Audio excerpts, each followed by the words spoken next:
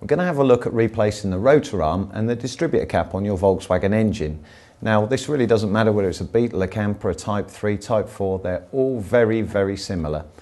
You might find some changes in the rotor arms themselves. There is one particular type that might fox you, but don't worry, you replace it in exactly the same way, and that would be a rev limiting model that you may find on some campers.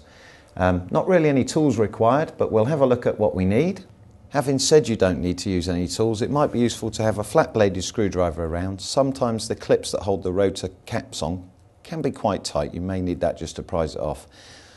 Well, here is your rotor arm itself. It's a simple push fit. As I mentioned, there are several different styles, but you take them off, put them on in the same method, and if you do have a rev limiting one for your camper, it will be quite a bit bigger, but it will physically look the same on the outside.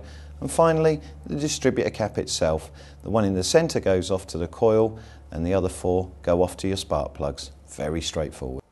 First things first, we need to remove the distributor cap itself. Now the first thing to remember is not to take off any of the HT leads, especially if it's the first time you've done the job, but it's a simple case of using your fingers or your thumbs just to clip off. In fact, this one's quite tight. This is where the screwdriver might come in handy. So literally just put it in there and gently prise it off and pull it out of the way, and then you can lift it up and pull it over to one side, and there we can see our rotor arm. And all we need to do is just literally lift that up. There should be a tiny bit of resistance and it will come off. Now if you've got one of these little plates in here, that's just to keep some of the moisture out, and if you are going on to do your points and condensers, then you can see your points down here and your condensers tucked away down the side of here. Well, we aren't actually going to replace the rotor arm here, but something you may want to know, this is the one we've taken out that's not done many miles, but if you get stuck at the side of the road, one thing you can do is just clean up the contact surfaces here. So I'm using a small flat bladed screwdriver here just to scrape the carbon off of the front face there, and again on the top edge there, and a little bit of emery can do the job. And where the little carbon drop down comes from the top of the cap, again just you can clean that off like that. And a little trick to remember, it might help you out one day. And similarly, this distributor cap isn't very old, but you can see a little bit there of the products of the actions of the sparks running through the distributor cap. And again, you can just use a screwdriver to scrape it off. It's just a temporary fix, but it may get you out of a jam one day. But we're going to now go ahead and replace the rotor arm and the rotor cap. So we're going to put the new parts on. I've actually cleaned up the little seal here, and there is a little lug on the end of here that fits into the lug on the distributor body. Now this lug might be in lots of different places, depending on what year and model you've got, whether you've got an 009 distributor. You can't go wrong putting on the rotor arm, it will only go on in one way. There is actually a lug down inside of there that fits into a slot on the shaft that we can see just here. So it's just a case of lining that up. Just give it that little wiggle till you feel it go, and then push it all the way home.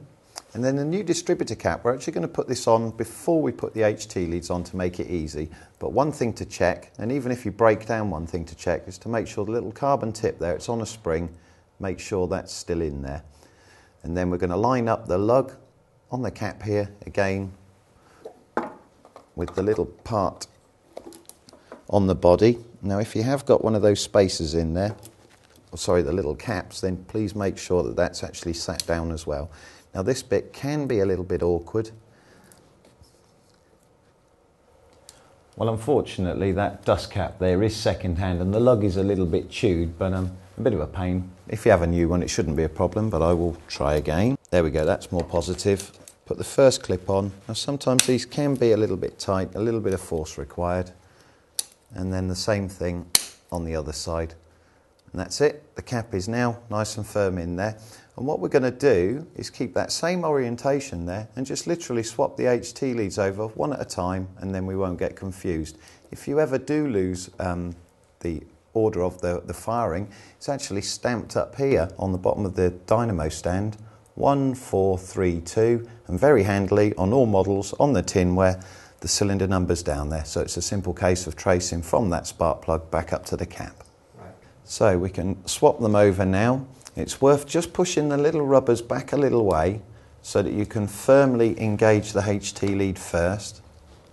And there should be a little click, there we go, and then you push the rubbers down into place. And then you can replace the other 3 HT leads, and finally the king lead, the one that goes from the coil down into the centre of the distributor.